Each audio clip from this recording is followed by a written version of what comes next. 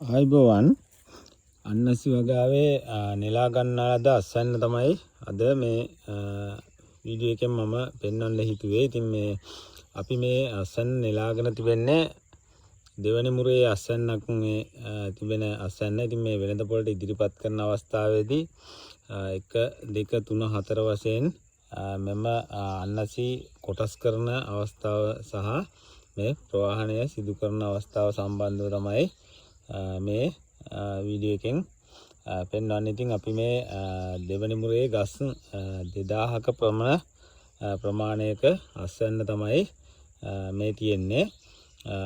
ගස් 2000කට තමයි අපි මේ පාර මේ මාසයේදී පූදින්න හෝමෝන යොදලා තියෙන්නේ. ඉතින් මේ මාසයේදී අස්වැන්න නෙලා ගන්න විදියට ඒ වගේම මාසයකට වරක් අස්වැන්න නෙලා ගන්න ආකාරයට තමයි අපි මාස දෙකට හෝ නැත්නම් මාසයෙන් මාසයට අස්වැන්න නෙලා ගන්න විදිහට තමයි අපි හෝමෝන යෙදීමේ කටයුතු සිද්ධ කරන්නේ.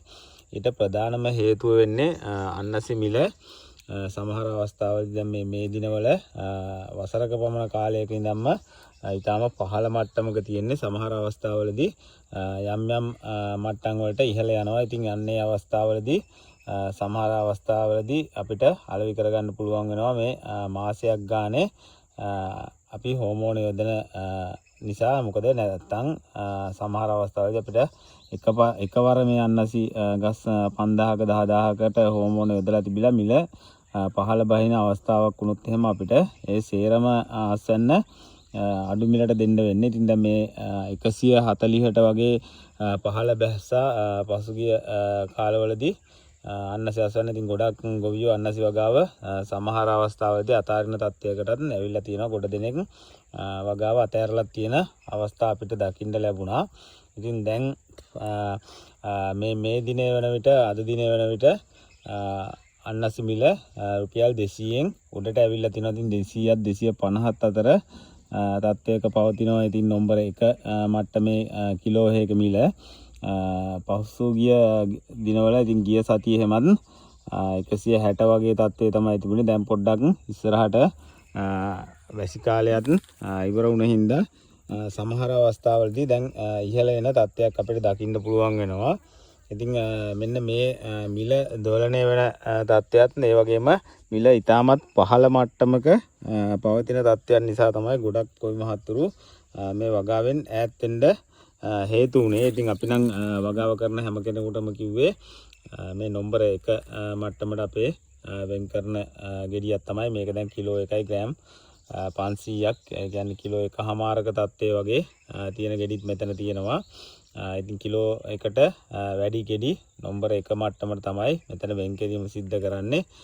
ඒ වගේම නම්බර 2 මට්ටමට කිලෝ 1ත් ග්‍රෑම් 800ත් අතර වගේ ගෙඩි වෙන් කර ගන්නවා. ඒ වගේම ඒ විදිහට පහලින් පහළට 1 2 3 4 වශයෙන් වෙන් කරනවා. ඉතින් මේ අවස්ථාවේදී නම්බර 4 මට්ටමට එනකොට රුපියල් 50කට 60කට ආසන්න ගානකට තමයි ගෙඩියක් තොග මිල විදිහට අලෙවි වෙන්නේ. ඉතින් මෙන්න මේ තත්ත්වයන් එක්ක තමයි ගොඩක් ගොවි මහතුරුන්ට අන්නසි වගාවේ පහුගිය දිනවල පාඩු ලබන්න සිද්ධ වුණේ. ඒ වගේම සමහර අවස්ථාවලදී අස්වැන්නත් ගොඩක් වෙලාවට අඩු වෙන්න හේතු වුණා. මොකද ගොවි මහතුරු මේ වගාවට සාත්තු කරන එක මිල පහළ බහින එකත් එක්ක ගොඩක් අඩු කරා. ඉතින් මිල පහළ බැස්සා කියලා අපි වගාවට සාත්තු කරන එක නවත්තන්න හොඳ නෑ. මොකද ගෙඩියේ ප්‍රමාණය වැඩි වෙනවා කියන්නේ අපිට මේ පහළ බහින මිලට යම්කිසි සාධාරණයක් කරගන්න පුළුවන් වෙනවා. අපි හොඳින් සාත්තු කරලා තියෙනවා නම් සමහර අවස්ථාවලදී අපිට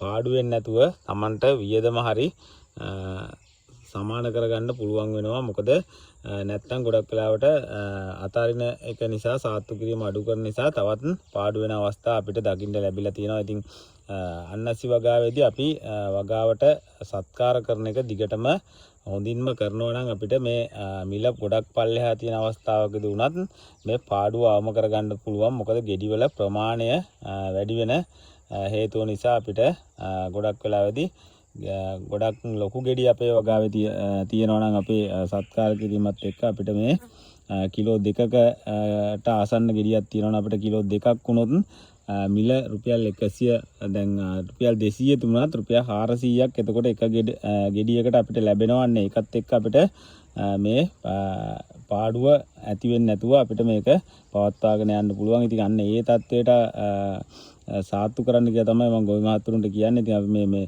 දෙවනි වගාව නිසා දෙවනි මුරේ වගාව නිසා අපිට මේකේ පාඩුවක් සිද්ධ වෙන්නේ නැහැ. හැබැයි අධික ලාභයක් ලබන්න බෑ. මොකද මේකේ අපි පළවෙනි මුරෙත් රුපියල් 160 මට්ටමින් තමයි ඒ දිනවල අලෙවි කරන්න සිදු වුණේ. ඒත් අපිට හැබැයි පාඩුනේ නැහැ. මොකද හොඳ ප්‍රමාණයක් කිලෝ 2කට ආසන්නව හැම ගෙඩියක්ම තිබුණ නිසා අපිට ඒකේ පාඩුවක් සිද්ධ වුණේ නැහැ. මොකද අපිට ගෙඩියකට ගිය වියදමට වැඩිය හැම ගෙඩියකින්ම ඇවිල්ලා තිබුණා. ඉතින් අපි හොඳින් සත්කාර කිරීම නිසා ඉතින් අපේ මේ වීඩියෝ එක අලුතෙන් බලන ඕනම කෙනෙකුට අපේ channel එකට ගිහිල්ලා අපේ වීඩියෝ බලන්න පුළුවන්. ඉතින් අන්නසි වගාවට අපි සත්කාර කළ යුතු ආකාරය සහ හොඳ ප්‍රමාණවත් ගෙඩියක් ලබා ගැනීමේ සිදු කරන ආකාරය පිළිබඳව අපි ගොඩක් වීඩියෝස් ඉදිරිපත් කරලා තියෙනවා. ඒ වගේම වරින් වර අපි මේ වගාව නඩත්තු කරන ආකාරය, ඒ වගේම හෝමෝන යෙදීම, යොදිය යුතු කාලය, ඊට පෙර අපි කළ යුතු සත්කාර, ඒ වගේම හෝමෝන යෙදීමෙන් පසුව අපි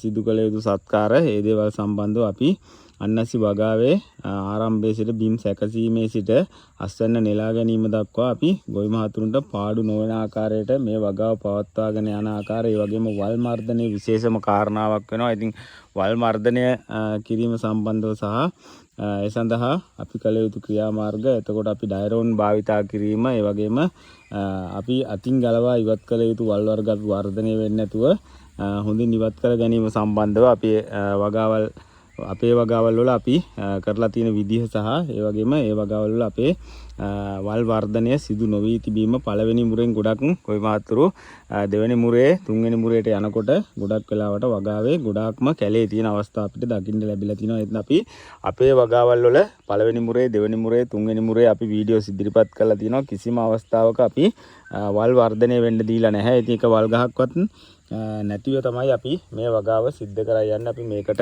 අමතරව වියදමක් දරන්නේ නැහැ. හැබැයි අපි කරන දේ ක්‍රමානුකූලව සිදු කිරීම තුළින් අපිට පුළුවන් මේ සාර්ථක වල් මර්ධනය කරගන්නත් මේ වගා භූමිය වල. ඉතින් වගා කටයුතු සම්බන්ධව සහ අන්නසි වගාව සම්බන්ධව ගොඩාක් වීඩියෝ අපි channel එකේ ඉදිරිපත් කරලා තියෙනවා. ඉතින් අපේ channel එකත් එක්ක සම්බන්ධ වෙලා ඉන්න ගොඩ දෙනෙක් ඒක ගැන දන්නවා. ඉතින් අලුතෙන් බලන කෙනෙකුට අපේ channel එකේ වීඩියෝ බලලා මේ වගාවල් සාර්ථක කරගන්න පුළුවන්. ඉතින් ගොඩක් ස්තුතියි අපේ channel එකත් එක්ක සම්බන්ධ වෙලා ඉන්න සියලු දෙනාටම. වගා කටයුතු සම්බන්ධව අලුත් වීඩියෝ එකකින් සහ අලුත් තොරතුරු සමග අපි නැවත වීඩියෝ එකකින් හමු වෙමු. සුබ දවසක් සියලු දෙනාටම.